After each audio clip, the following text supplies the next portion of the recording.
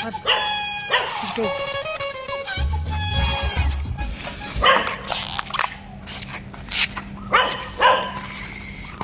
গো ভাই, কি খাও? বিড়ি খাও? এটা কি লাভ কি ভাই? দেখা কি লাভ? এটার উপকারিতা জানোস কি?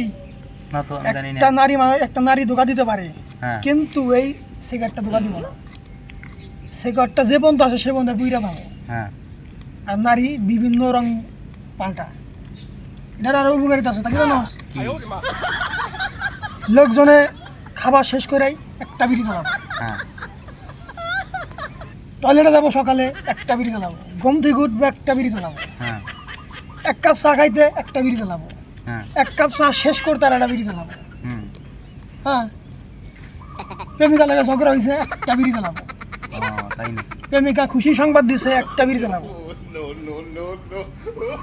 আর তুই বিড়ি খাবার দিবি, সেটা ভাবি আরেকটা বিড়ি চালাবো। বিড়ির এই গুণটা। আমি তো ভাই বিড়ি তো খাই না ভাই। তুই খাস না, তোর গুণটা কইলাম, বিড়ির গুণ উপকারিতা কইলাম আমি।